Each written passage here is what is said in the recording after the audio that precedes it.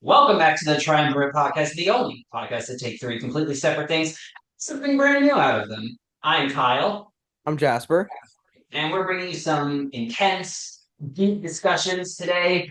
But first, you'll notice we are missing a member. Andrew is unfortunately not present with us. He Yeah, got sadly sick. He he. woke up with like a sore throat. Well, no, I was told he died. I was told Oh, he really?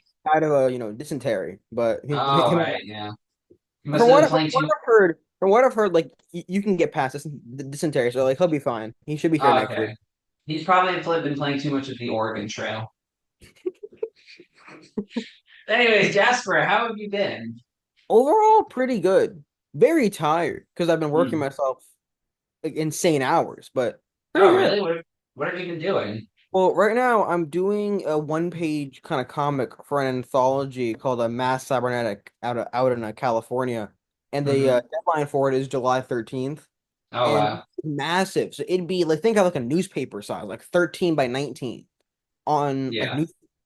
So it means that I've been kind of like working on that for the past week and a half. Hmm. That's very interesting. That sounds cool. It's good to see you got stuff to keep you busy. Oh, 100%. Like it's funny. I was so worried that I wouldn't have things to do. And then Yeah. out of the blue, I have like four projects like all right now. I have that. I have another anthology I was asked to do something on because they're kind of like low on people. I'm doing posters for one of the clubs I'm at SVA, Cartoon Hmm. Ally. So I'm Yeah. doing posters for them, and then I have to do the art for this. Yeah. So out of the blue, I went from doing nothing to having four things on my plate. No, yeah, it really be like that. I can relate to that. It's like the same thing for me at work Hmm. with the research I do because like one day I'll be like, you got to design like a computer algorithm. So I'm like just kind of chilling, working on Yeah. the algorithm slowly. And then like another day, the professor will be like, oh, we need to do a couple things, like get some data and like work on the sensor. So it really goes from there being not much going on to just being a million things to do. But I feel like it's like I kind of like it in a weird sense. It's stressful, but it's like a fun kind of stress. When Hmm. I'm doing nothing, I feel like I'm just wasting my time. And then like Oh yeah, yeah, then no, sure. then I'll work on my own projects. I'll do like my own like side stuff. But it is kind of fun when it's like here's an assignment, here's a pretty quick deadline, get it done. Because then like Yeah. you kind of have to like force yourself to think differently and not be like I've noticed with these, I'm nowhere near as lazy because I'm like I can't be like when it's my own deadlines, I can be lazy. Yeah, you know what? I'm tired. I can do it tomorrow. When Right. I'm like it's due on Thursday. It has to be in on Thursday. Yeah. So I feel like I kind of like there's like a fire under me to get it done. No, yeah, for sure. I think there's something to be said about people working better, under stress, and especially Mhm. conditions that aren't self-imposed. Because I feel like a lot of the times with self-imposed deadlines, I know this from experience, like they tend to be soft rather than hard. Like no one's actually holding you Very accountable. soft. No one's holding you accountable to do anything. Like it's all on you. So it's very easy to, sort of bend deadlines and then ultimately end up in a situation where, just kind of keep pushing it back until eventually you're like, wow, where'd the time go? I really wanted to do this thing. Exactly. It's one of those cases where like like let's say you're on pace for a month, and for that month you're really solid. And then like by week six, you're like, you know what? I've done good work for a month. I can take a day off. Yeah, for sure. And then the next day, your sister calls and she wants to go do something. And like out of the blue, you're like one day of rest becomes like 5 or 6 days because like people are calling and you're like, well, I don't want to say no. And then you're just like, it's one of those cases where you're like, I've gotten nothing done in a week. Yeah, yeah. I get that. I think like the idea of like, stress and like deadlines and stuff actually relates a lot to what we're going to discuss today because Hmm. today we're going to be having a discussion about like cities and urban design and what better way to start than by talking about the place that we live in and have grown up in our entire lives, which is like New York City, one of Boston, right? Boston. true, Boston, New, the great state of New Jersey, am I right? Yeah, yeah. Oh, Hoboken, I'm We in the back. street. We're in the streets of Newark every day. So the streets of hell. Oh, I'm sorry, Newark. I saw there was an Amtrak post on Instagram and Hmm. it was about like all the places you can go on Amtrak and it was like you can take the train to like waterfalls and mountains and Newark. Newark's a destination. Guys, the train goes to Red Bank, New Jersey. hey, Red Bank is like Red Bank's cool. I like I, Red Bank because I like it. yeah, and actually that leads me to an important question. Like when you said like New, you were mocking Newark as a destination, but like so when you think of Newark, you don't think of like a destination, right? No, I think all of Jersey just inherently kind of has something goofy about it. Sorry to say, but I feel like just something about Newark. I think it's just like the name, like it has a like Newark. a bad ring to it, like Newark. It Mhm. just sounds kind of goofy. Yeah. But when you like, so when on the topic of like destinations, when you think of a destination, like what comes to your mind? Like when you think of a place, because destination is like a place that people travel to with the purpose of being. No, you're And right. so when you think of destination, like what constitutes a place being a destination? I feel like it has to have something going on that nowhere else has, Mm, right? Like in the case of New York, the real value of New York truly is the opportunities, definitely, but also the melting pot of the cultures. Where right now things are kind of iffy with how the world is right now, but like yeah, for the past 20 years, past 100 years, like you could come here and you could get any kind of food, meet any kind of person, and feel at home. Like there wasn't really an other sense to it.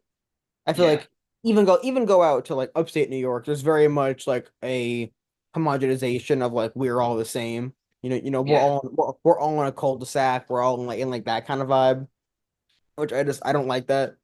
yeah, for sure. It's like that's why I felt. I ended up doing a tour for a RISD in Rhode Island, and I Hmm. felt really awkward there because it was clear that everyone there was from one social class, a higher class, and all kind of had like one experience, and I felt really awkward being there because I was like, Yeah. I'm not seeing any different cultures here. I'm seeing like one culture, and it's one that's barely even a culture. No, yeah, it's definitely jarring because I go down by the Jersey Shore, by the Red Bank area, funnily enough, on the weekends, and Mhm. the change in the not really change, but like Oh, what it's I it's a no, definite yeah, but I mean more so like the shift that I see that shift. Yeah, there compared to like New York City, the let's say lack of like diversity is yeah, actually it's a physically it's a visceral reaction in yeah. me because Exactly. Yeah. yeah, it's like because like I look at it and I'm like this Literally. doesn't seem normal. It's like a simulation. It's like a product Mhm. of someone just like tinkering around in like a sandbox game. Exactly. Well, yeah, it's like that's how I felt. While touring RISD, like I think I saw one black family, like that was it, Mm. and I was like, there's one, there was one, and then everyone else was like preppy, kind of, the Hamptons kind of white, and I'm like, this feels kind of awkward. Like I don't like being here, which Yeah. it sounds odd because like we're white, but there was Right. something about Yeah, it. like why are we talking about this? No, so, but it felt awkward. And then the minute I was back in the city and I'm seeing everybody, I'm seeing all kinds of foods. I'm like, okay, like now I feel at home. Yeah, for sure. I think it's interesting because like those areas, they don't feel authentic. They feel like just like Hmm. byproducts of some forced initiative. And funnily enough, it's kind of because like that's not what it was if you really think about it. Because back in like a little history lesson here, Hmm. so like in the early times, you obviously had like New Amsterdam, right? And that Hmm. was like a port town. It was a port city. And the interesting thing about that was like everything was centralized around New York Harbor, right? Because everything was centralized around Manhattan. Because when the Dutch arrived, everything in New York City, or at least where New York City was today, was just a bunch of like plains and rolling hills, right? And Hmm. so the inherent value of that was the location being centralized around like Manhattan Island, or as it was Okay, called I then gotcha. Manhattan, Hmm. right? And so I think that the principle at play there is very interesting. The idea that like bringing together people in a centralized location for something generates a place that has like more interest. Because when you think of like New York City today, you think of oh, there's tons of destinations. Like Hmm. Manhattan obviously is the standout, and there's other examples. Like you say, oh, I'm Where gonna, hmm? well, because but it's odd because before it was just Times Square. It was Yeah, just Statue of Liberty. It was just the the major landmarks. Empire State Building. But now, like people call Queens a landmark. Mm. I remember like at one point I heard someone like, I was on the Astoria subreddit. Do not go on there. It is hell. I've never been Someone on there. Whoa. What's it like? Well, what gets posted there? think of all the people, all the like yuppie new people in Astoria. Uh Like, that's yeah, it. It's like okay. only them. and they're like, and they have like their own little culture. They're like, oh my God, guys, Madame de Fufu's bar is closing down. And I'm like, what bar? Like, no one goes to this place.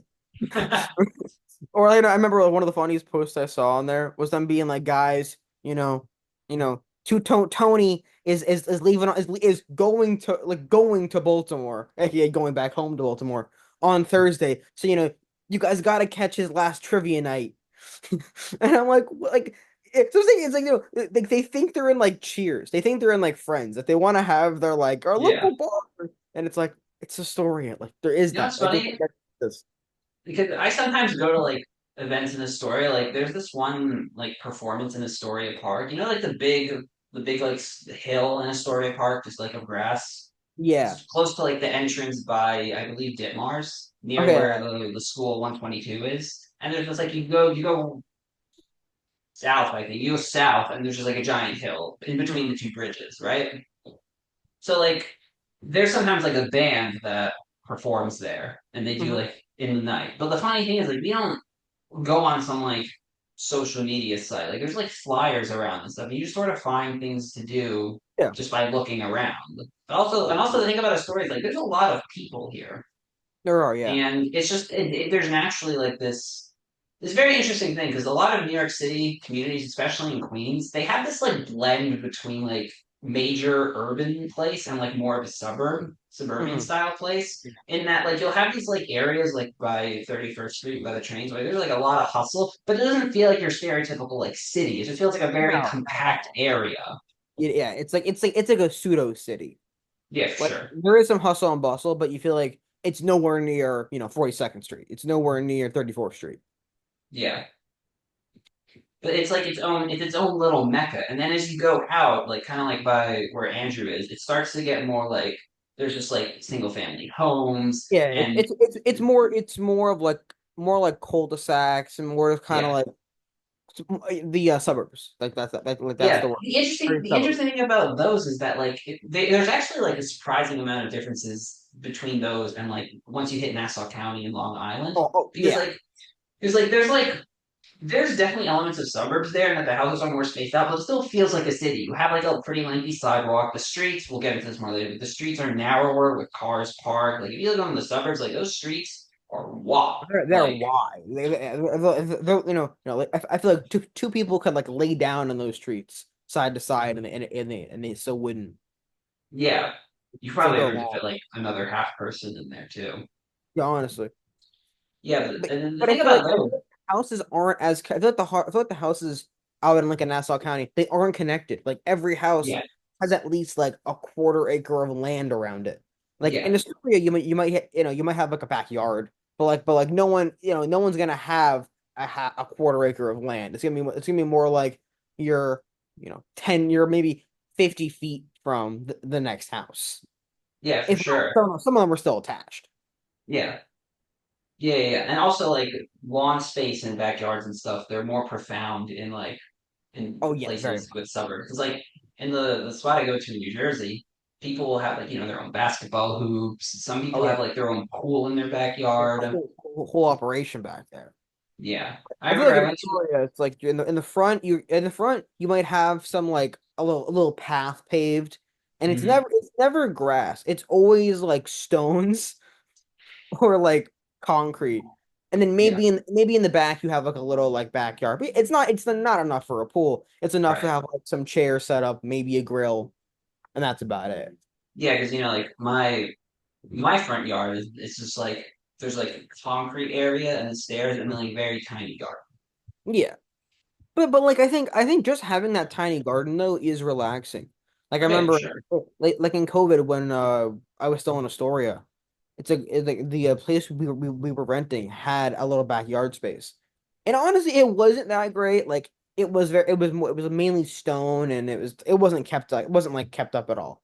But Yeah. just like during COVID, like having the ability to like go out there, with our dog and just like get some air for a minute was Mhm. very relaxing, especially during the summer where the actual apartment might be like 90 degrees, but then you go out there and it's 75. So it was Yeah. like it was a great way to kind of like get out for a minute and just like not have the same like stuffy air. Absolutely. That makes a lot of sense.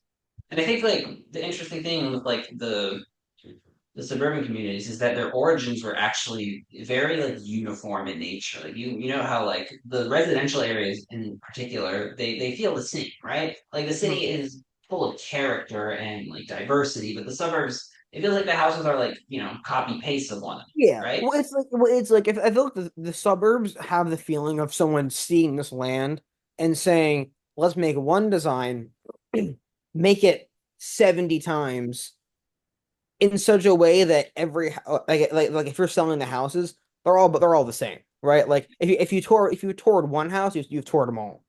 Right. And the funny thing about that is that that's actually what happened. So in the 1950s and 60s, there was like Mhm. this mass movement pushed primarily by car companies, but also like because the automobile back then was becoming more widely available. It was being Yeah. mass produced. It was Mhm. as affordable as it was, and it was pushed. It was pushed especially targeted towards like white middle class Americans back then as like this luxury item that you all can have. Mhm. And the byproduct of such was that there was the desire to sort of move out and establish this like cul-de-sac middle class lifestyle. And part of that was just building towns, building these like suburban areas as a means of housing these middle class people because people were wanting to escape the dense urban Yeah. city environment. And so what they did was they would identify these like patches of land that were previously uninhabited, and what they have is like this blueprint where you could pick from one of four house designs. And what they would do Oh. is you pick your house and then they build it for you. But because like and they have like, these designated areas for all the houses. So I guess in like each suburban town or area, you would have like a little small downtown area with like, your convenience store and your like local doctor and school and church because a lot of them were white and Protestant or some other denomination of Yeah. Christianity, so they'd have that. But Mhm. like the residential areas, all it would literally be is just like houses that would all be of one of four designs. And I want to share something with you really quick. Oh, wait a minute. Some Yeah, if I can get some this working right. bonus So I have some bonus features. yeah, some bonus features. The perk of being virtual is I can actually share stuff. So okay. Let me start presenting slideshow. Boom. All right, take a look at this. You see that? See it, yes. Yeah, so here we have like exactly what I'm talking about and what you've been describing.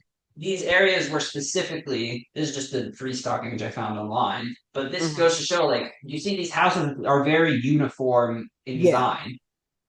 You can see like you can make out Slightly. I maybe mean, like it's maybe like like a just if you look, it's like this brown one. They have two triangle windows. The one next yeah. to it only has one. Like there are slight variations, but it's like the general like shape, the general like molding of it is the same. Yeah, you can maybe identify like five or six unique designs at most. And you notice Yeah. like they all have like a driveway that can fit like one or two cars. They all have, you know, the same looking front porch, about the same lawn space. Hmm. Even like something as far as like you see the little patch of grass in between the sidewalk and the street. They Yeah. all have like about like two trees there, a garbage can at the end of the driveway. It's very uniform and very methodical. And It is. because of that, you kind of get this feeling of like uneasiness. Like this doesn't seem like it should be a real place. Yeah. No, you're right. And I think that the interesting thing about that is that like it was kind of just like picking and dropping houses. The design to be as like optimal as possible in terms of the middle class American family because people wanted more space to have to have children. And this relates to another thing we're going to talk about. I will stop sharing for the time being. But the Mhm. thing I wanted to talk about was like the connection between society, politics, and this like um, design of places like the suburbs because the suburbs were being pushed as like part of the American dream, which was like Yeah. get a 9 to 5 office job, get decent money, move out to the suburbs, have a family with like ideally like two children, and just kind of Mhm. live your best life. And I think it Yeah. goes a long way because like these messages were kind of being like pushed by the government. And Yeah. it had a profound impact because of what we see today. Yeah. It's the whole idea of the atomic family. It is like it's the idea. It's everything is equal, right? When Hmm. you have your one boy, one girl, one cat, one dog. Yeah. There can't be two of anything. And I say like even with the trees, one tree, one garbage can. Like it can't be. Think about Yeah. it. If everyone has one tree, but someone else has two, like they feel uneasy because why does Joe have two trees, right? It's like no, it's like like the amount of times it's why I will never live in a cul-de-sac. Like you'll hear of like the power that those like HOAs will have. Yeah. Anything like think about it. Oh hey, my kid has a little like swing set. I want to put it in the front yard. Oh no, you can't do that. I'm sorry, I can't do that in the house that I own. Well, when actually, according to Section C, byproduct 3, no things must be erected in your yard. I'm like, it's a kid's swing. Like I've noticed the people that are on HOAs are the most annoying people you will ever meet because they realize that they have a slight amount of power. They have Mhm. power in this little town in Jersey or like Vermont, but like nowhere else. So they're like they really flex that power and just make Yeah. your life hell for no reason. No, yeah, it's kind of like crazy because like those people who are really bought into that like mentality, and it's like why? It's literally like just like keeping you in that like type of environment and just Yeah, like further pushing like in my opinion like I'm not very fond of the suburbs either. Like I not think really, no. if I was to live in a suburban house, I actually already thought of this. I don't know why, but Hmm. like if I was to live in a suburban house, if I get a family, I'm installing a basketball court in like my either front Yeah, yard or that'd be backyard. awesome. Yeah, 'cause I've seen that. Like people will literally have full scale like basketball courts in their backyard. I see like that's pretty cool because Yeah, that like the real value of the suburbs is just the land, right? The yeah one thing is like, you aren't near the city, so you aren't near a lot of the advantages, the income, the food. But what you yeah have is no space. Out there, you have all the space you can then use to do things like that. Have a full size pool, have a basketball court. And I feel yeah like that's why you usually see people hitting about 30, 40, 50 going out there because I feel like the city is inherently meant for a younger crowd, hmm right? And most of Manhattan is bars and clubs, it's late night activities. And when you're 20, 25, like that's a lot of fun. Like that's your life. It's the nightlife. yeah Once you're 30 and 40, you're like, I can't stay out past 10 p.m. Like I can't do this anymore. So it's yeah like you're paying all this money for these amenities you aren't using. So it's like, well, oh, why am yeah I for paying? sure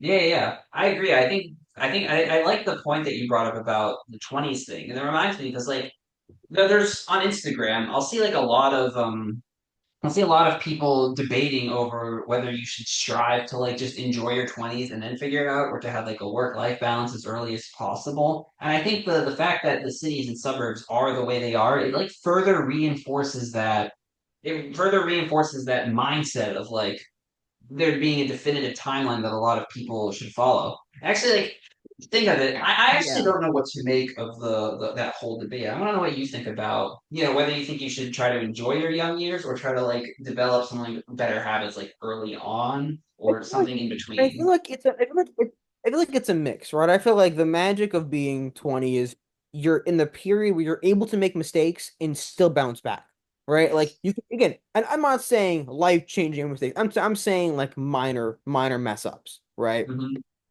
I feel like as you get older, that's harder to do. Yeah, But I feel like the people who also don't think about their future at all and say, I'll think about it later, it's like, well, that's almost going to the complete opposite side. Like I feel like the middle ground is being like, let me think about like what's gonna happen in the next 5 to 10 years, but also like I'm gonna enjoy Saturday, right? I'm gonna go out and hang out with some people. I'm gonna maybe you go to a club or whatever, and you have a good time. But like I feel like that can't be your entire life, right? I think you have to have a mix of like time left. oh, interesting. I guess it's like the Zoom is like capped. We'll find a way Yeah. around that. Don't need to We're, worry. we're, we're we're, like mid talking, it just like Like dies. no. But no, but I feel like there are a lot of people who like their whole logic is, I'm 20, I can do whatever I want. I'm like, that's not how you should think. Like you should Yeah, still think as a rational person and like try to do things that will help you. But also yeah, like, when there's someone who's 20 and they're like, well, I spend my Saturdays playing bridge at the, and they're like they hate Like, I don't understand these kids in these clubs. Like, it's like you're doing the other side, man. Like you're trying so hard to be 60. It's like, why? You Yeah, aren't. yeah, no, I totally get that.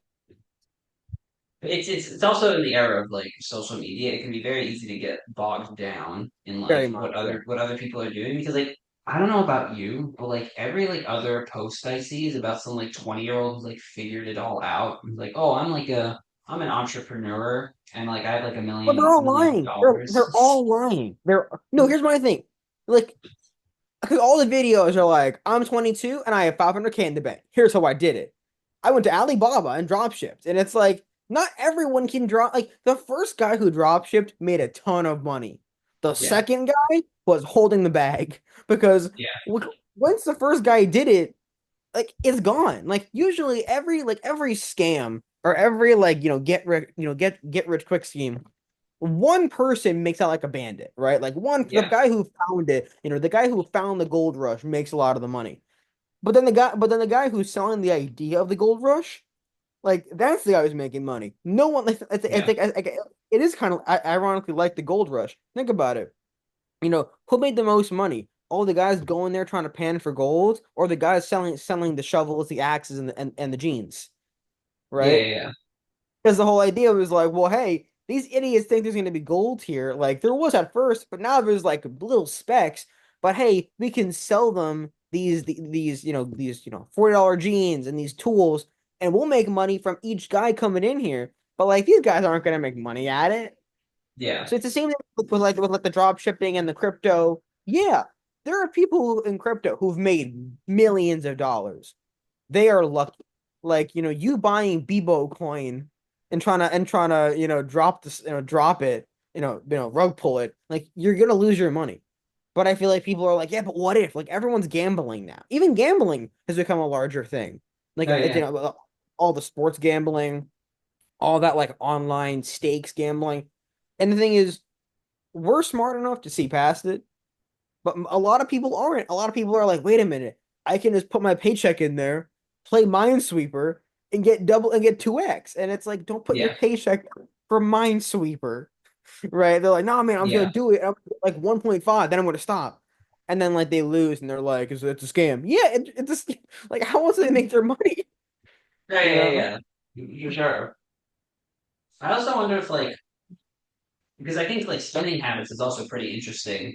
The Mhm. idea that like, Monday, Friday you work, but then on the weekends you like spend it all. And Yeah. I feel like people, the city obviously has like a lot of like destinations and stuff, but I also like wonder if like, because so let's say you're buying like a house that's like right outside New York City, like that's still pretty expensive.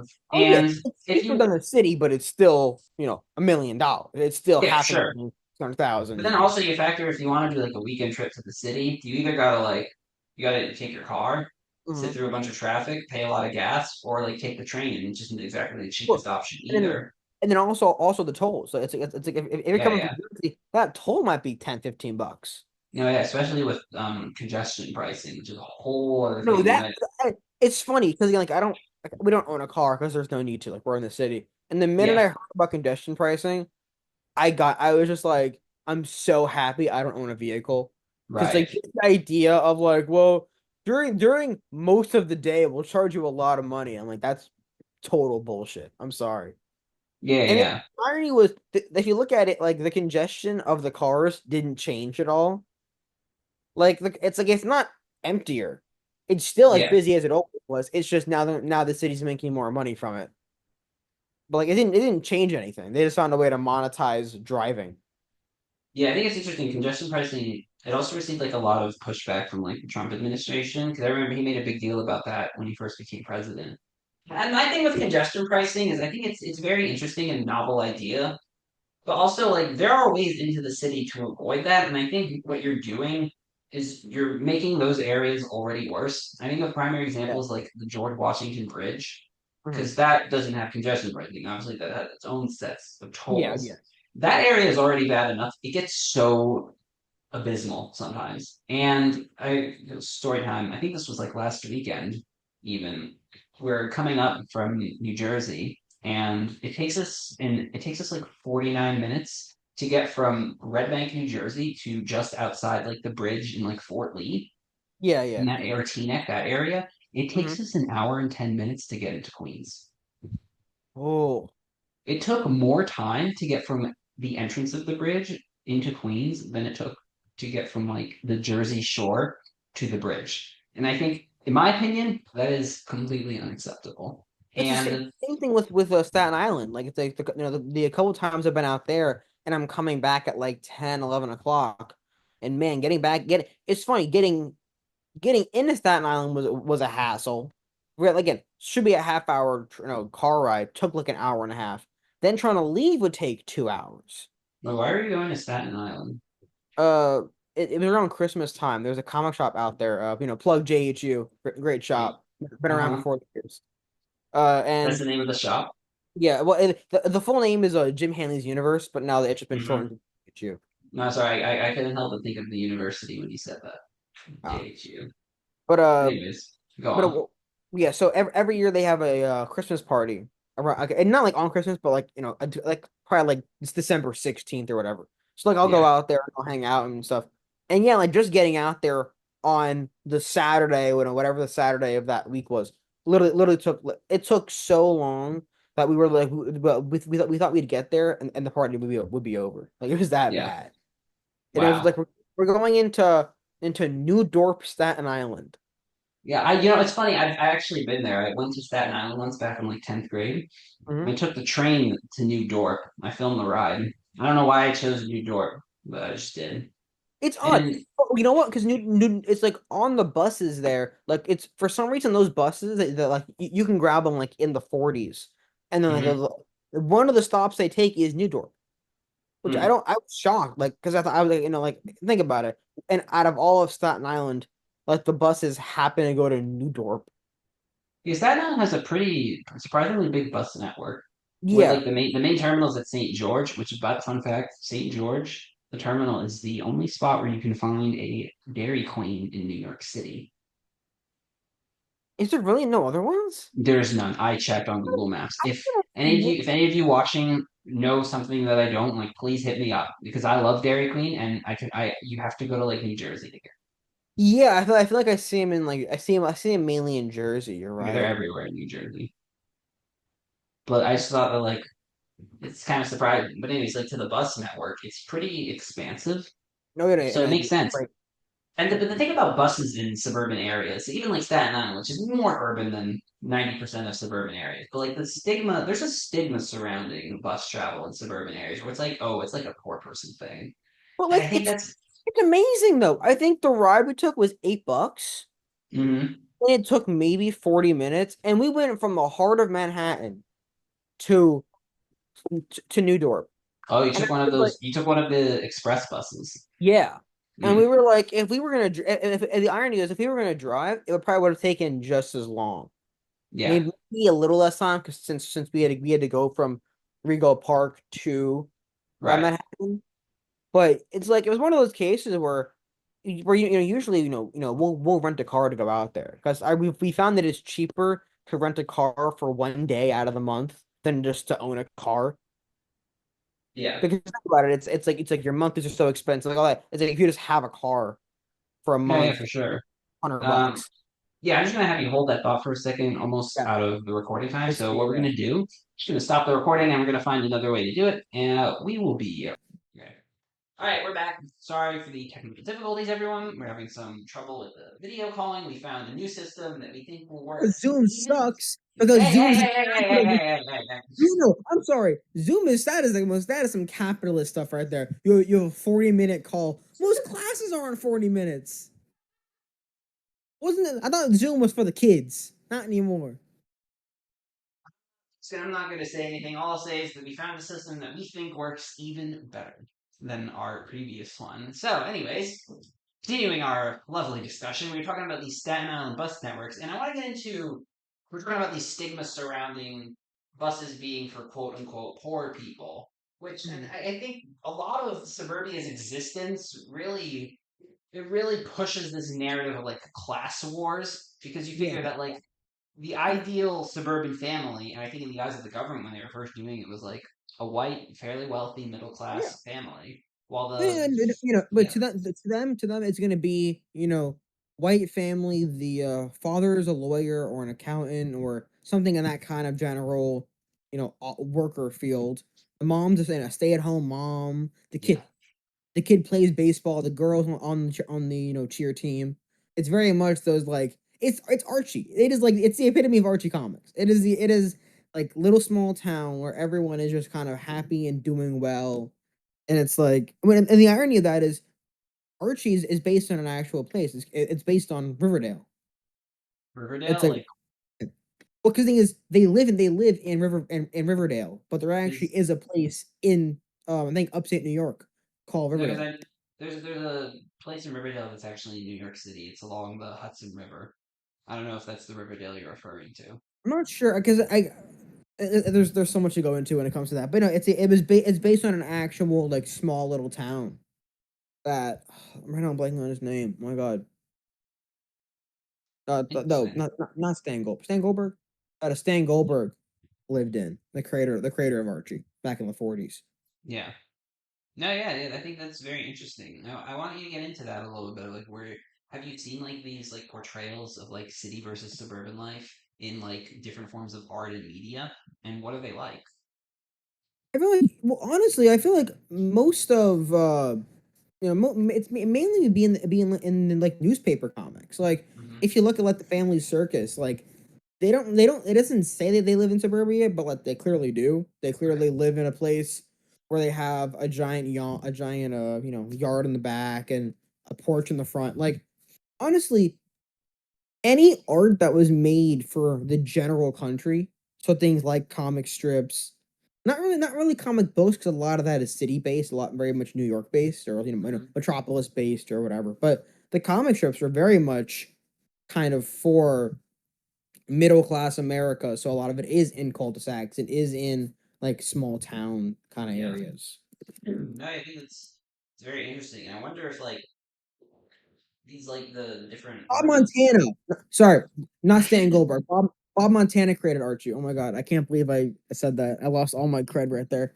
See, I don't fully know. Is that like blasphemous in the art world? No, because no one cares about Archie, so it's fine. Okay. Is that wait? Is that Archie's in like Archie comics? Yeah, the Oh no, Archie. because no, Yeah, because yeah. So Archie. There you go. we're terrible at this podcasting thing. Got us some So, slack. Anyway, no, because that reminds me because I had these Sonic the Hedgehog comics that were from Archie Comics. yeah, so that like in the late '90s, they realized that no one was buying the actual Archie books, so they started doing licensed material, like Sonic and stuff. Hmm. Archie dates back to the '40s. Oh, His really? first appearance is in a book called Pep 22, which wasn't Okay. even, mind you, the cover has a swastika on it because it was during the war. So they had a character called the Shield, right? And Okay. the Shield was fighting Nazis. So and the cover is him like putting his hands up, and there's a giant boot like trying to step on him with a swastika and then a Japanese flag because it was World War II. Yeah. But No. in that book, there is the Archie story, Hmm. and that's where the entire gang kind of comes from. Archie, Jughead, Betty, Veronica, and from there things kind of go on. But yeah, like Pep 22 is that first Archie appearance. That's pretty cool. That reminds me of the cover you said. It made me think of like political cartoons, and Oh yeah, in many yeah, ways, like 100%. political cartoons, like they do a good job of like encapsulating certain struggles. I didn't Mhm. prepare any, but like that's we can do a whole episode analyzing I political could I could cartoons. Like, find you a billion. Literally, look up any golden age comic covers, and mm-hmm. you will. They're gonna have bondage, swastikas, Nazi, like anything that was for the war. They had. It was just part of the idea, right? Like it was. There are covers from the 40s that literally tell the kids to buy war bonds. Like Oh, that really? is the yeah, like, it's like there's a cover of Batman and he's like buy war bonds. Like everything was pro America, pro the war, anti Nazi, anti fascist. But yeah, like the comics were used as propaganda, Yeah. even to the extent that Captain America, mind you, Captain America #1 comes out in 1941. Hmm. At that point, we aren't in the war yet. U.S. again, the war is going on. It was But before Pearl Harbor. exactly. So think of like that cover is Captain America punching Hitler in the face. Right. So that's making a statement. And it was wild about it is when Jack Kirby and Joe Simon did that, they actually got threats from like the New York Nazi Party. Really? Yeah, so yeah, New York had a Nazi party in I in the 40s. wow, I Because did thing not know that. because thing is you had a lot of German immigrants here. So Yes. it's like and thing is at that point like the general like the feeling about the war was like it's not our fight, why get involved, yada yada Yeah. whatever. And that cover sparked so much outrage that they were getting death threats sent to the office, and they had I think it was the whoever the mayor back would have been in 41. He ended up like making a whole public statement, and he had I think like two cops stay outside the building and pretty much like protect Joe Simon and Jack Kirby whenever they were Wow. like going in and out of the offices because he liked he liked the message they were putting out. But yeah, it was like it's funny we look back on it now and we're like, oh yeah, because so many of those covers have Hitler getting blown up or someone shooting at him, whatever. And it was like this is one of the first. This is I think might be the first. Yeah. Well, that's very interesting.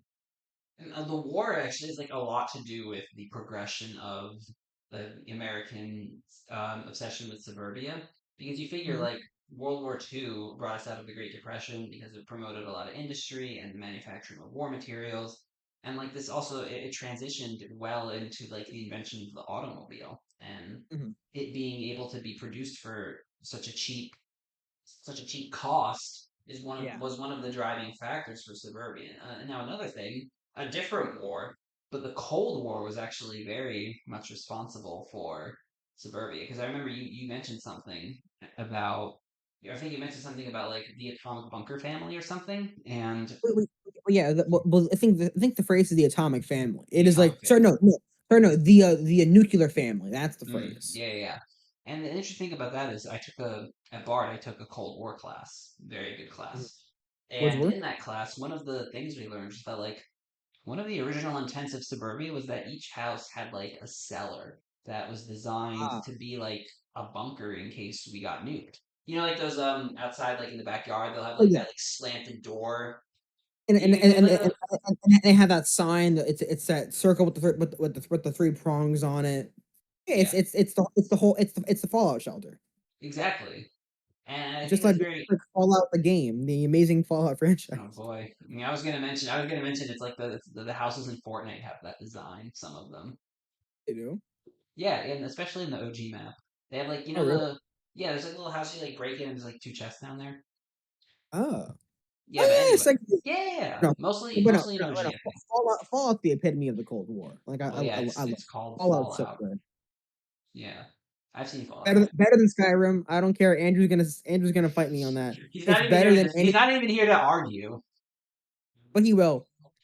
Fallout is better than any Elder Scrolls. I don't care. Okay. Well, I can't wait to see the debate on the next episode about that. But anyways, so like yeah, that was so the houses were designed as like shelters, and the highways, funnily enough, were actually seen as a means of escape in case of a nuclear attack. I know that sounds like pretty far fetched, but like that was the vision back then. And I think that Hmm.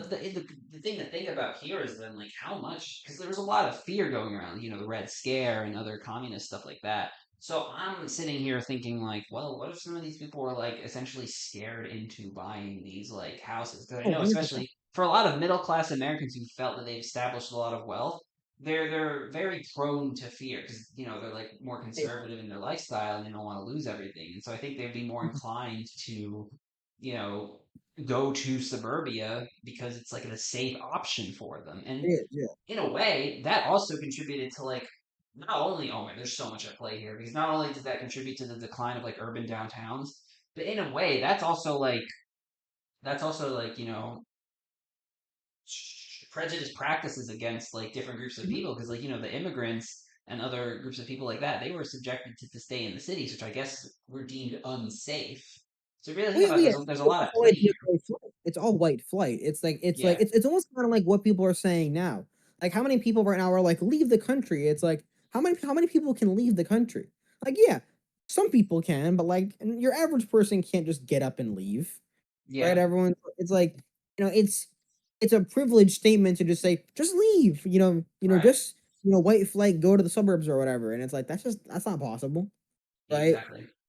And then what happens is they end up, they leave, they bring most of the money and the wealth with them, Hmm. and then whatever's left is, the stuff that they're afraid of, which I think honestly is just different culture, right? Like what they're afraid of is what I think ironically now is a selling point for New York, right? Oh yeah, It's like they were absolutely. they were afraid of the melting pot, but I feel like the melting pot is what makes New York, powerful and important, and what makes a cul-de-sac dead and lifeless. Absolutely. I love that you brought that up because it was one of my other talking points. So I read a book by Robert Caro, a good author. It was called Mhm, 1 Mile, and what it did was it focused on this community in East Tremont, which is a neighborhood in the Bronx. I mhm, believe it's in the South Bronx. But mhm. East Tremont was full of these immigrants, right? I think some of them were Jewish and some of them were there was varying various groups there Yeah, that came in. Jewish, Polish, like Yeah, yeah, yeah. it was everybody. It was a There mix was of everybody. everybody there. And the thing Italian, with Yeah, and the thing with East Tremont was that it created a lot of jobs there because you had sort of all the essentials that you needed. So you had like a store, some good education, some public Mhm, parks, and it was very easy to commute to the city for a job because of the accessible subway infrastructure. And so what yeah, ended up happening is in East Tremont, it was like this thriving community, which Tara describes as like a blueprint for what a successful American, then modern American community could look like. Why do I bring that up? Well, you talk about the idea that they didn't really the whites were scared of diversity and like this melting pot culture, and that mhm, was definitely true even really before the mass exodus to suburbia took place. Because so do you know who Robert Moses is?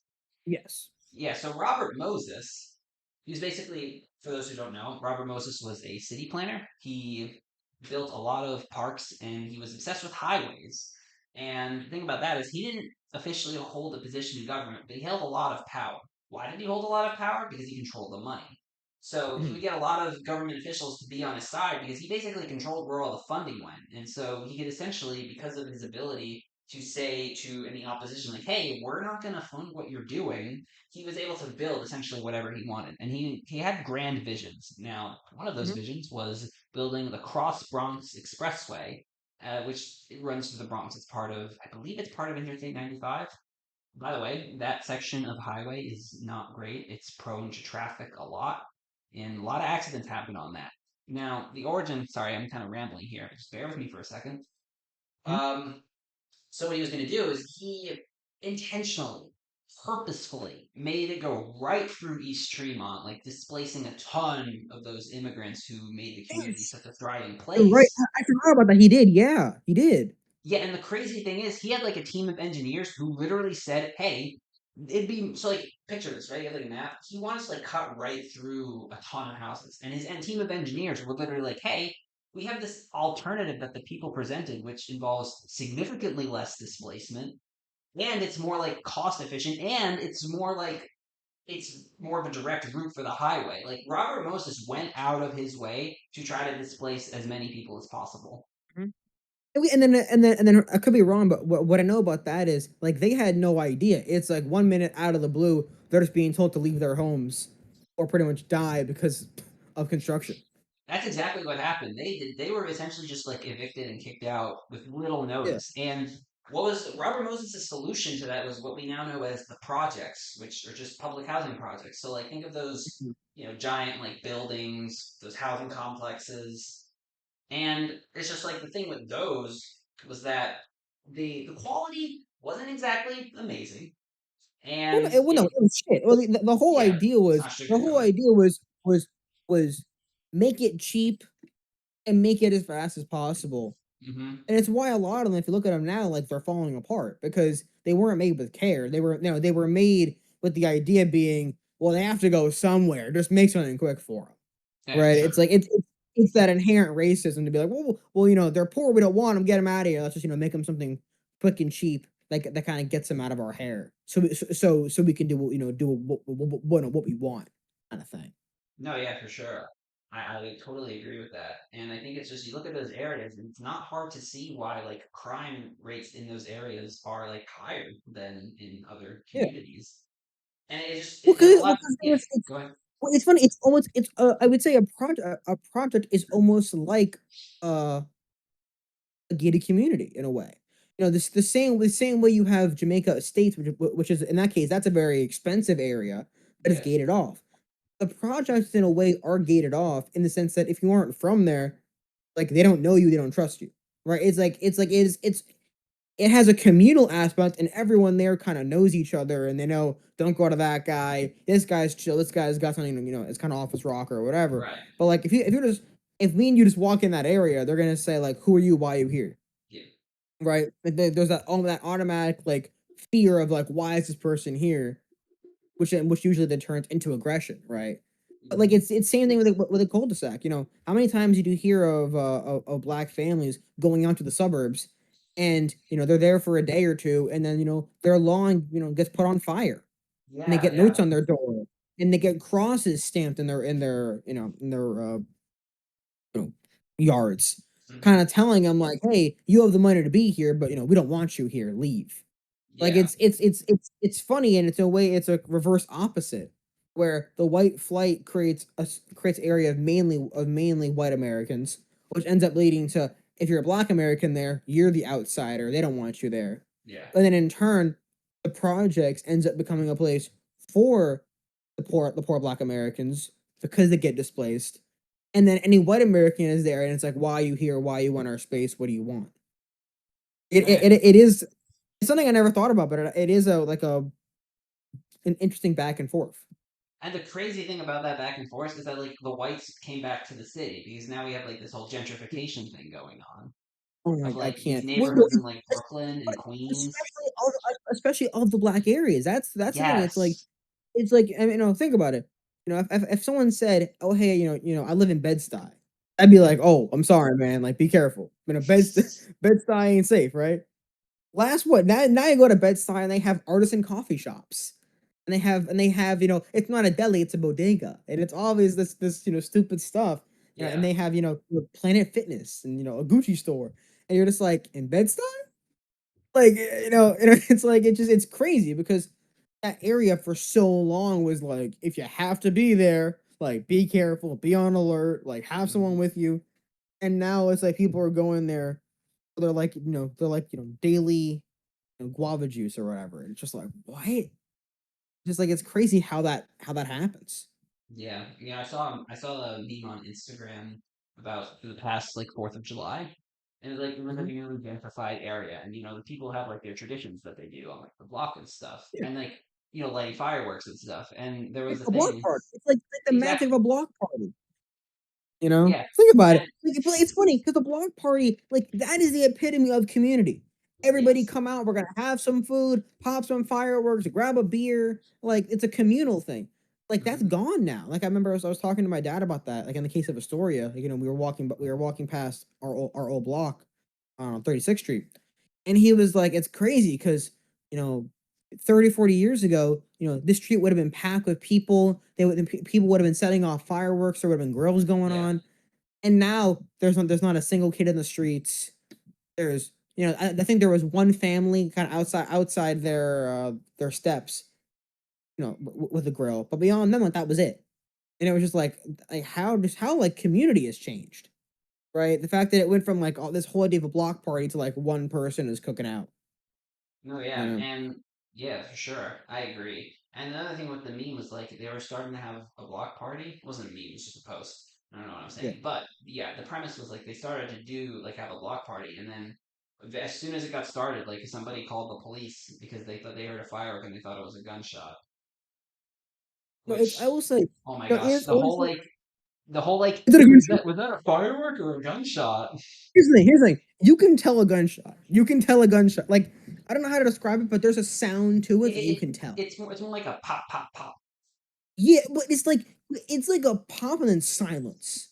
There's like a weird like reverb where it goes off and it's like that's it, and it's like whenever you get someone and they're there and they're like they have their Supreme jacket on and they have the Gucci bag. It's like was that a gunshot? No. The amount of times in the Astoria subreddit, like, guys, was there a gunshot on 36th Street? No, there wasn't. It's Astoria. No, like, no. The amount of posts that are like that, like, guys, People really post about I was that. by the new Target, and I think I heard a gunshot. You heard a kid throwing off a firecracker. Like, come on. It's funny. 'Cause I'm definitely like guilty of thinking that. Like when I initially hear like a fire, especially not like it like randomly, like it's like September or like October, and I just hear Yeah, like when a it's like random boom. October at like 1 in the morning, you're like, what? What was that? Yeah, but I And it's just be it. randomly, I random like, but I don't think twice. I think, oh, I don't know what that is, but I'm like perfectly fine. So like I'm chilling. It's Yeah. whatever. It doesn't No, no, matter. no. The way I see it, that keeps the property value down. Every as long as you pop one off every couple months, it keeps the area Yeah, lower. we're just doing our bit. We gotta No, no, honestly, cause I do that. I pop some off to keep the houses cheap. nah, cause like the prices of houses in New York City are crazy, Astoria, especially, like, it's ridiculous. good. Here's the way Astoria is, right? There are now houses in Astoria. I'm talking 1 story, 1 bath, maybe 2 bedroom, $1 million, and I'm like Really, $1 million. that's That's a low crazy. end. Million to like $1.5 million, and I'm like, for a story? Like, and again, I'm not talking about like the bigger homes, 2, 3, 4 stories. I'm talking 1 story, like a shack. And I'm like, that's $1.5 million. Yeah, And it's like, that's oh yeah, but because think about it, like as you see all those new developments, like what they've been doing is they've been knocking down those buildings and building up these mega towers back in that yes, that are and I will say that those towers they piss me off because here's my thing, right? Astoria homes have a vibe to them, right? mhm, It's like there's something about like the way they're sculpted and there's some molding and they have the lions outside and there's yeah, something kind of nice about it, right? And then you see these new places and it is literally just like glass building, glass rectangle going up into the sky. no, They yeah, have no style, no flair, no design. They're for people who respectfully have no taste. right. No, Like if your yeah, taste is giant glass building, like get your eyes checked. it's especially prevalent in Long Island City where we went to high school. You look at that area like 5 years ago, and there's like nothing. Now, like you go to Queensboro Plaza, and it's just like, what happened here? Bro, factory. Factory, yeah. I No, feel the like factory. the factory is No, low key like peak gentrification if you think about it. no, like for people who don't know the factory, it was a gum factory, wasn't it? Originally? It was, yeah, I know the spot where I went to high school used to be like a shipbuilding factory, which is like kind of Yeah. crazy. But It was a factory, right? yeah, And because the thing is, Long Island City, no one lived there. It was a factory town, right? It was just a place where all the factories would be because it was away from the city. It was cheap, whatever. You could get a lot of space. yeah, Over time, the factories kind of go away, they move, and they have all these abandoned buildings. So they start turning these buildings into apartments. And one of them is the factory. And the factory, we only saw the first floor because that was kind of open to the public. And it was almost kind of like a strip mall in an apartment, like in a building. Because it no, had yeah, it like a was. pizza place and it had a whatever. I'll be honest, the prices there were insane. Like for the food Prices they are had. low.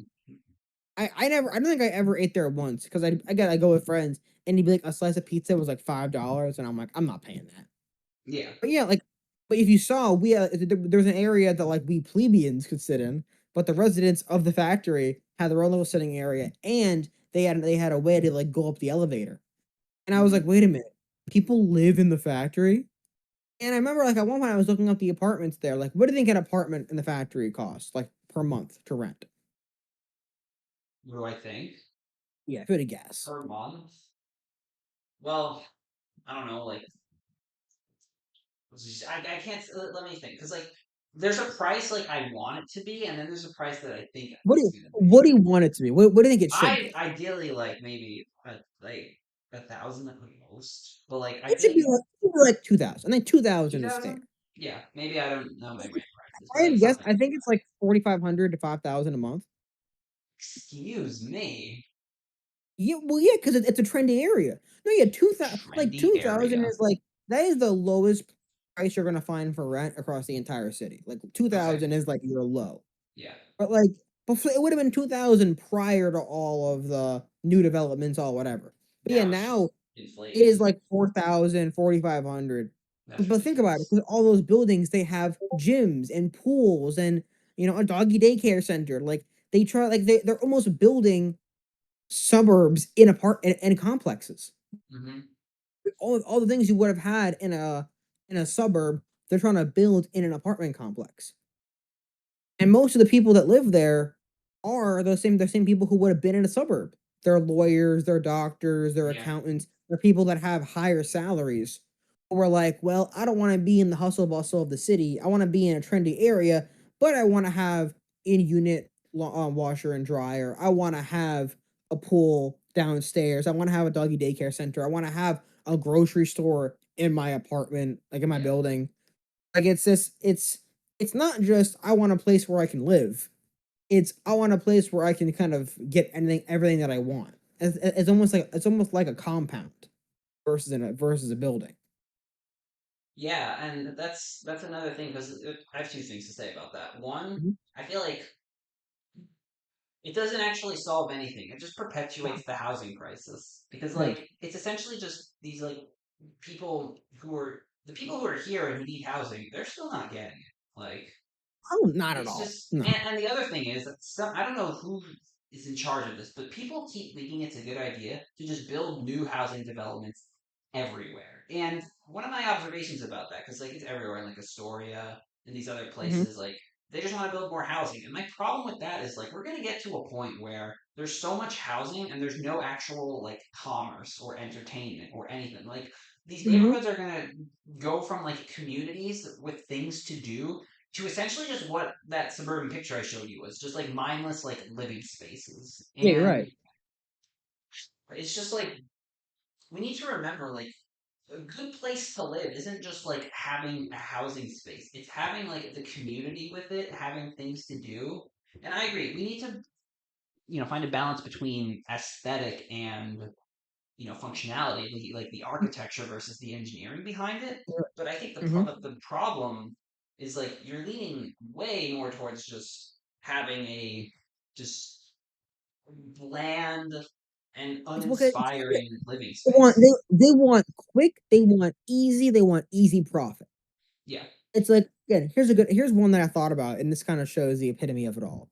At one point, because again, I'm at SVA, and that's yeah, it's on the east side, and I think I'm we're near like 23rd Street, so we're near the Flatiron and stuff. And at one point, I'm sitting with a friend, and I was having some food, Hmm. and I was in the park near the Shake Shack, and you're like the first Shake Shack. Yeah. That's kind of like, they're like claim to fame. And the way I'm so where I'm sitting, I can see the Flatiron Hmm. and the Empire State Building like within my reach Wow. almost. Is beautiful. And just all the buildings in that area are beautiful. Are Yeah. all these pre-war like beautifully sculpted places. Hmm. And I'm not sure if you know, but right now they're putting up a new development that's going to be blocking the Empire State Building That's terrible. from our skyline. If you look at our skyline, it's going to block the Empire State Building. And what is this building? Oh, is it a nice looking, whatever? Is it going to have some style to it? It's literally a rectangle, a giant glass rectangle. Glass. And yeah, all glass. Okay. All glass, just literally one thing up, right? It's not even a Doofenshmirtz kind of building that it has a cool top to the one thing. It is literally just a square It's just a or glass a long rectangle. rectangle. And I remember I looked at it and I was like, what's going on with the world, man? I felt so depressed because I'm like, Right. in my eyesight, we have the Flatiron, right? This beautiful building, this fun concept. We have the Empire State Building. We have all these buildings that it's clear someone put time and effort into crafting, right? A place you'd be proud to live in. And instead, we're now just erecting these giant glass dicks in our city. that have no substance, have no value, are just quick and easy. But the irony is, I guarantee an apartment in that building is gonna cost 10 grand a month. For sure. Yeah. Because it's new, it's development or whatever. It's gonna have like, a kombucha bar downstairs. And you're just like, what's going on? And you see now they're turning the flat iron into apartments. They are? Yeah. So right Wow. now the flat iron has it's all like there's scaffolding all over it because yeah, their whole plan right now is turning them into apartment buildings. So yeah, Hmm. apartments and stuff. I bet that those are going to And go for extra expensive off of quote unquote well, historical value, which, in my opinion, exactly. that's hypocritical because, in my opinion, if you're like converting the Flatiron to essentially a glorified housing space, like you're taking away from that historical value. And so then, That's the thing. It's like the outside is the same, but the inside's not going to be. yeah, The inside's gonna have a brand new shiny elevator and a granite countertop, stainless steel appliances and like a ring camera and all this stupid stuff. yeah. And the thing with that is, I feel like then if you're marketing it as like, oh, it's the Flatiron, but it's inside it's just like some bland modern housing space, like that's essentially you're essentially scamming people at that point because you're Well, marketing one thing, but like on the inside it feels like just something completely different. the thing is, I feel like the buyers of it, like think about it, who's gonna have the money to buy an apartment in the Flatiron? It's gonna be your crypto traders, your Wall Street guys, the people that respectfully have no soul, The F right? students. The F stu. Oh, do you see what happened with that guy? No, what happened with them? He's a pedophile. Yeah, I Of like course. confirmed. But like it was a whole thing where like it was already a court case that happened. Wow, really?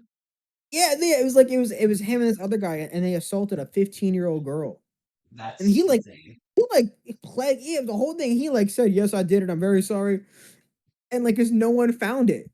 And then the minute someone found it, people were like, "Hey man, aren't you a pedophile?" He's like, "I'm not a pedophile. It's all lies." But like literally in the court case, he admitted he's like, "Yeah, I did it. I shouldn't have." Wow. I It's think it's that whenever I see him, all I can picture is just him as a pedophile. crazy. He truly is the F student. I think the yeah, don't be an F student, guys. You're gonna end up like No, that guy. clearly F students are pedophiles. Don't be an F Yeah. student. Stay in school, kids. Be, Get at be the at very least a least D your student. Be at least a D student. Come on, yeah. try it. Aim for a D. Come on. At least get the high school diploma. You can do it. At least get a GED. Like, come on, get something. But, Yeah. it's like, but no, it's those crypto traders, it's those Wall Street bankers, and I feel like the mentality you have to be a Wall Street banker is evil. It's inhumane. Because like you have to be fine knowing that the job that you're doing is affecting people's lives, Yeah. right? Okay, I want to short this. I want to short whatever stock. Well, if you short that stock, yeah, you're shorting it, and other Wall Street investors are shorting it. But what about the employees at that company who, for working there for 10 years, own insert some shares, Yeah. and that's like and like that's their retirement. Their retirement is this much in Verizon stock because that's stable. That can kind of like float them for a little while. But you want to short it to do a big drop on it, and now their entire savings are gone. But it's Yeah. like, yeah, but my money went up, and it's like, how do you like when's enough enough? You know? Yeah, honestly, the mentality of most like a lot of not all of them, because I think there's some good people, but the mentality of a lot of like rich people, it's just baffling to me. I have so many questions. Like why are Well, A, I think it's why are it's you it's intense yeah, greed. It's full greed. it is greed. It is. Yeah, because like It's like comedic levels of greed. yeah, for sure. She's like, I don't like that they're so okay with other people's, other people's failure. Or essentially, like Mhm. they're putting themselves ahead, and other people are falling behind. But also, like especially recently, there's been like I feel like there's just like these things floating around about how like the power dynamics are going to start to shift, especially with like AI. I saw like this clip of one of the AI CEOs when asked like, oh, what would you do if you had to choose between like AI and humanity? And like he didn't Yes. immediately answer humanity, and I'm just sitting there like, guys, what are we doing? No, the worst part is he's there. He's like, hmm, and it's like, huh? Hmm. And I love how the interviewer was like, you're hesitant. Why? I And it's yeah, I like, wait a minute, like, huh? wait, like can we think about like what we're doing here? Like, Yeah. Well, it's here's the thing. They think about the can we, not the should we, yeah, right? Their whole thing is, technology wise, can we do it? How do we do it? But they're not thinking about the end product, the end result. no, not at And it's all. like, and it's why all those tech companies, like, they have humanity teams. They have teams of people that don't understand tech but are moral people, right? And will kind of, raise the moral problems or whatever with this technology. These AI companies don't have that. Because they're so worried that their competitor will beat them. They're so worried that China's going to beat them, that the AI company down the street's going to beat them, that they're just going, going, going, and they have no clue where they're going. They're running blind. They're running 100 miles an hour blind, hoping they hit a finish line, but there's a good chance they hit a wall and Right. just flat. I But they think aren't thinking, they're acting. yeah, and I think the thing with that is that it's funny because we have so many movies explaining why this is a terrible idea. Like we have the foresight. Terminator. Watch the Terminator. We have so many movies. We have the Terminator. We have Jurassic Park. We have 2001: A Space Odyssey. Literally any There's so space many movie, examples. Blade Runner, any sci-fi movie tells you why this is bad. Yeah, but the thing is, I've noticed is like it seems the people. This is Thanos stuff right here, but like the people with the will to like go above and beyond and create these things and become successful are unfortunately also the ones who just seem to lack awareness as to the long term repercussions of their actions. Well, I think it goes hand in hand because if you were in that position, you would say, "Well, yeah, we could do this and we could create this AI and whatever, and our stock would go up." But you'd be like, "But we lose 100,000 jobs." And because you're a moral person, you'd be like, "I can't do that. I can't in Right. good conscience do that." That guy, he's like, Oh "Cool, yeah. layoff." Because to him, layoffs mean stock bonuses. It means, more optimization. Like, to them, it's, they're thinking about it purely in mathematical terms, Yes. right?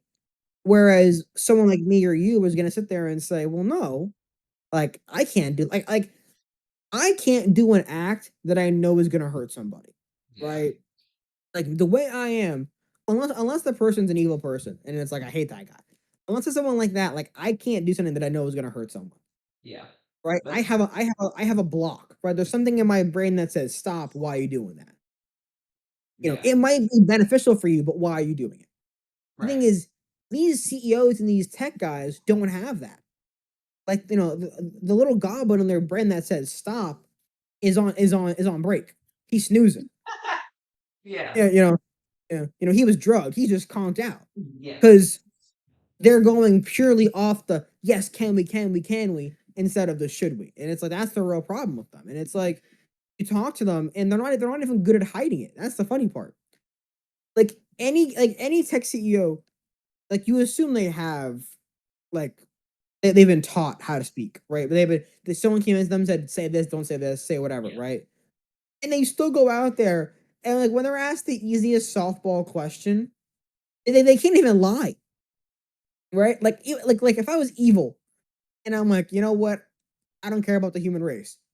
If I was asked that question, I'd be like, well, obviously the human race, should exist because it's like just lie. But it's like they literally like their brains are so irrational they can't even lie about it, Yeah. and they're so unhuman that they're like, interesting query, dude. You're a human. We're all like, like whose side are you on? Right. No, yeah. But I think it's also interesting. It could also be like a situation where you finally have the money and the power, and you want to like Mhm. perpetuate that as long as possible because it benefits you. Like the memes where it's like, oh, I got a paycheck of $25 and I'm switching up on all my day ones. But in reality, like that happens a lot of the time. You have people Oh yeah, they experience success and they just want to run with it. They don't think about it's they don't think about like other people because I think in their minds what they're thinking is like I worked so hard to achieve what I've done, and like no one's helped me, or I got help from I some people, and they're deserve my this. business partners. Like I deserve it, the other people don't. And in a hyper capitalistic society like the one we live in, that's good. That's people will look at that and they'll say, "Wow, what a hard worker!" The you know they all like that. It's encouraged, and Right. ultimately, I think it's a problem in the long term, especially now with AI going to take over a bunch of jobs. Because I think there could be a situation where the power dynamic shifts to where it's essentially like you have government in power, but like essentially now like the rich and everyone else, where the rich are actually going to hold some kind of leverage because they're going to be the ones controlling the stuff that takes away people's jobs. Mhm. No, you're right. And I feel like what happens with a lot of these rich people, like, you'll talk to someone that has 5 million, $10 million in the bank. And you're like, man, you have $10 million. Like, you can just quit and leave. You can live a life. Go buy a home, go do whatever, go out fishing every day. Like, you And can live. if they invest it properly, like the money works for them. But not even just that. Like, if even if they didn't invest it, you can live off $10 million the rest of your life. You could, And but here's the thing. Assuming you're living a logical life, right? If your rent is 2 grand, if your food bill is 200 bucks, if your yearly expenses are 50 or 60, 100 grand, $10 million goes a long way.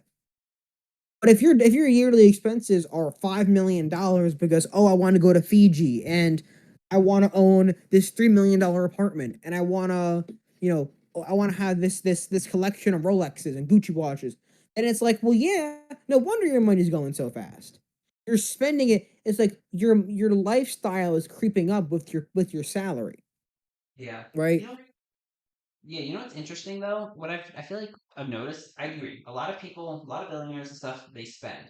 But what's even more confusing to me is some of them like don't spend it and they just keep accumulating it. And so I'm thinking like, bro, you Yeah, have like $50 million. Like I think there's gotta be a certain point, like you have like $100 million. At that point, like the money is just a number. Like it is. there's only so many things in the world you can buy, right? And so if you have a certain amount of money, like need that much more to The the thing point is, where you're the thing is, still that's why they want power.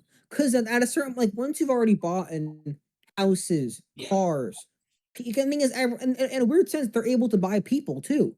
Because Mhm. think about it, how many times do you hear people that are their friend or around them only for money? Right. Like, in a way, they're buying that person by paying for expensive lunches, by giving them fancy gifts. Like, Yeah. it's like that person becomes a commodity. But the thing is, what a lot of them realize is at a certain point their power is limited. So Mhm. what do they want to do? They want to go into government. They want to hold real power because to them, what they've lived is boring, right? It's like it's to them, life is a game, and they've already beaten the game. They've already it's Lego Star Wars, and you've beaten every level, have every gold brick, have every mini kit, and you're just like, well, I have all these studs that I can't use. The studs have no value anymore because it's like I already have everything. So what they then want to do is enter a whole new game. And for them that might be politics, or it's behind the scenes kind of stuff. But it's Mhm. ways that if they have this power fantasy that just having money can't get you. Yeah. No, that's very interesting, and it circles back to what we talked about with like Robert Moses and funding and government. Is that like Yeah, even if the rich people aren't directly in government, they have a surprising amount of influence just because yeah, of the money they have. And there's been so many yeah, right. instances where like politicians and stuff. Not I'm not trying to incite anything, but there's been a lot of instances where people will make certain governmental business decisions, if you will, because like the funders, the people with the money, they want one thing, and so you're more likely Yeah, to, even if you don't say so, like have certain policies to where the it, people with it the fits money them. like it, and they'll keep funding you. Yeah. No, okay, here's ironically speaking of Moses. Here's the best example. Do you know about the 1964 World's Fair? Yes. So one of the main architects of that was Robert Moses. Hmm. And because the thing is, mind you, there was a World Fair in 1939, Yeah. and it did very well, whatever. And the irony was 1964 wasn't an actual World's Fair Okay. because I think officially, like, there's a board and they have to be sanctioned, and like they can only happen every this many years. And for whatever reason, it wasn't, it couldn't be one. But he Hmm. was like, screw it, I want to have a World's Fair. And I forgot how much it costed. I think the cost in the end was like 80 was $80 million or in something 1964 money. in 1964. And he was using the city budget. He was using his own money. He was getting private investors on it. That's why, Yeah. if you look at it, the 1939 World's Fair, most of the events were places, right? Alaska, Hawaii, California, whatever. It was like In the 60, World's Fair. in 64, they're all companies. Disney, Mm, General Motors, Coca-Cola. yes. It's the Coca-Cola Pavilion. It's the General Motors exhibit. It's because the only way he'd be able to get the funding was to go to these companies and say, "Hey, do you want to invest in this?" It was an investment opportunity. And the irony is that's actually what kind of started Disney on Disney World in a way. Yes, I remember that because yeah. Because like thing is Moses realizes that Disney has a big name and a big draw, and he ends up having him do 5 exhibits. One of them being It's a Small World. It's a Hmm. Small World literally comes out of the World's Fair. And Hmm. I think it was Pan Am was the sponsor of that one, or like a plane company. Because what's the whole idea? It's a small world, go and travel. Right? It was all about me. And the irony was in the end, the actual fair lost money. I think it would have they would have had to have 80 million people come in for it to break even. And I think they only had like 60 million. So it Hmm. was a failure. But that is a case of Robert Moses, a guy who just had a lot of money saying, I want to have a World's Fair, and just creating the grounds, erecting these giant ships and circles and all these giant buildings that were just taken down later. They're gone. Like they're not around anymore. Yeah. But if you go to the park that they were, you can see all the land. Like you'd see where the place would be. You Hmm. would see like the way the grass is cut. It'd be this would be here, that would be there. But it's like it's crazy that there was a period in time in which someone had so much power who wasn't in government that he could flat out just build a city almost in Queens purely for capital and for Yeah. prestige. Yeah. It's just a reminder of like the way things are, the way these places and stuff were designed. There's a lot of forces at play, and they Yeah. reflect a lot about where society's going and the values that, whether they be for better or for worse, the values that are most prevalent in society today. I think it's only for worse, and that's the sad part. Mm. It's like the irony is like there are so many problems in the world we could solve in a second. Homelessness, solve it easily. Right? There's so many empty apartments. There's so much money in the world. It'd be easy. Hunger, like it'd be easy to solve hunger. Buy food. Like Food. have some billionaires buy food. Literally, like it'd be easy, but they don't want to, because what value does that bring them? If you're Elon Musk, what value do you get out of giving handouts and helping others without getting an express return? The irony is, I think if you found a way to say to him, "Hey, you could do this and make 2 extra money on it," he'd do it. But he'd only do it because of the incentive for him, because of that Yeah. 2 extra of his money. He Right. wouldn't do it out of pure humanitarian, like, yeah, people should have food, they should have home, they should have general things. It's like, no, but why no? Why do I waste my money on it? And that's why whenever you hear people talking, they're like, "Well, I don't want to give people handouts," and it's like, what? Like that's just like it's like just say you're a bad person. Yeah.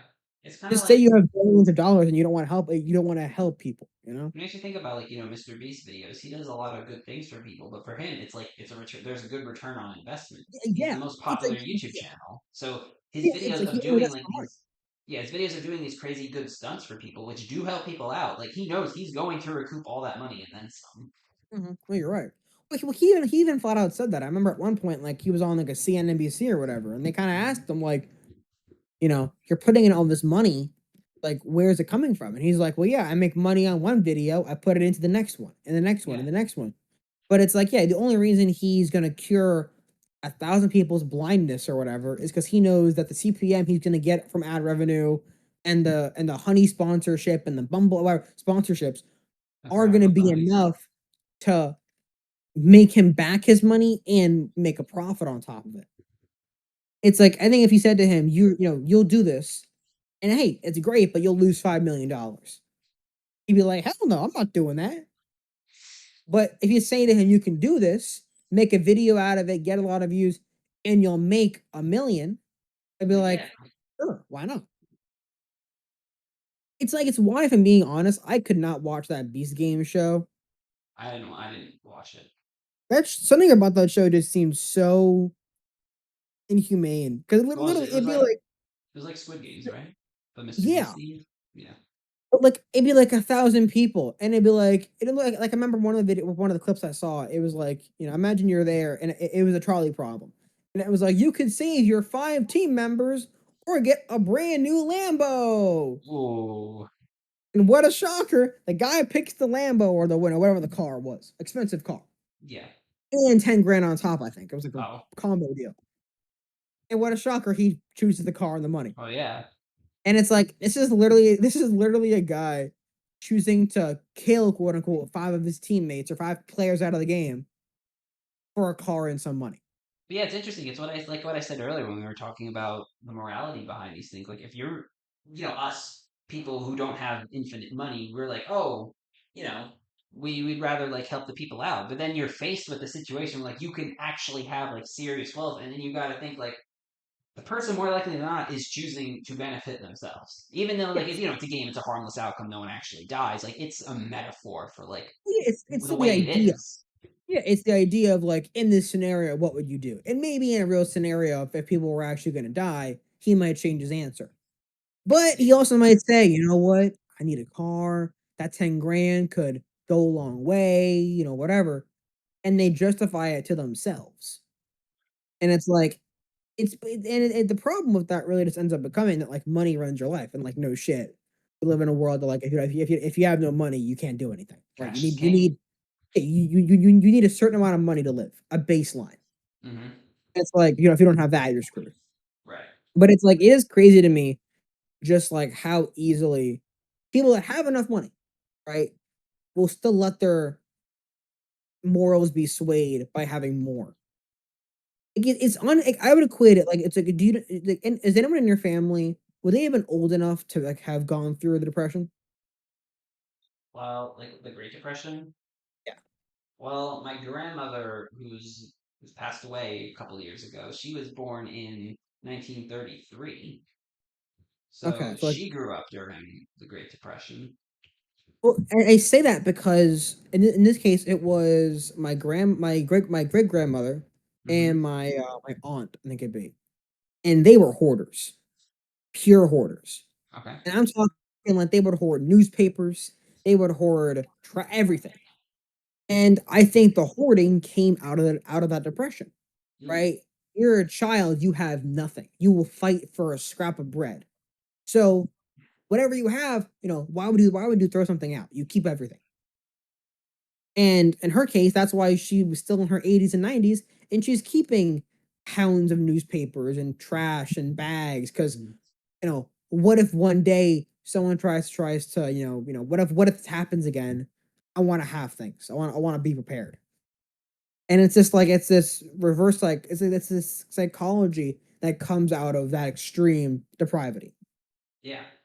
And I feel like wealth's kind of the same thing. You know, you have someone who's never had money, they finally get some, and they become rabid about it, Yeah. right? Like it becomes an obsession for them to get and get and get and obtain and obtain. And the thing is, once you're like, well, hey man, you have $10 million, 20 million, like you're fine, you have enough. It's never enough because they're in their brain. The idea is one day someone's gonna try to come in and take the money from me, so I have to have more. I have to have more and more. I think it is a mental illness. I think it is a type of mental illness that no one seems to care about because it's productive and it's what keeps capitalism going. But like the hoarding of money, being Scrooge McDuck and having your money pile, like that is a mental illness. Yeah, for sure. It's definitely it's very real, but sometimes it's just the way it is. By the way, love the Christmas Carol is a great book. You referenced Yes. Scrooge McDuck. Christmas Carol, great. It's a great book. I recommend. You know what else? You know what else I'd recommend doing? I recommend that you watching should subscribe on YouTube. Follow us wherever you get your podcasts. Jasper, it's been great having this discussion with you. I think we learned a lot. I think it's a good We did. place to wrap it up. So yeah, be sure to check us out over on Spotify and wherever else you get your podcasts, YouTube.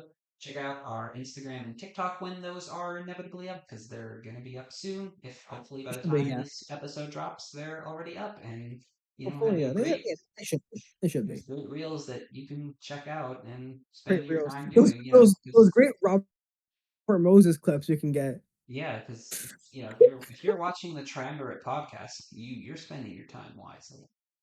Think about it. Like, okay, like what's a better podcast to be listening to? Talk Tua or the Triumvirate? Oh boy. Like one of them we're talking about honking and tuaing, and the other one we're talking about Robert Moses and city planning and white flight. So, you know, expand your brain, get some game. Yeah, what he said. Maybe we'll put that on a shirt one day. Thank you so much for tuning in to this episode of the Triumvirate podcast. We'll see you next time. Hopefully, Andrew is able to join us. Have an Should be. amazing day. Peace. Uh, All right, that was good. that was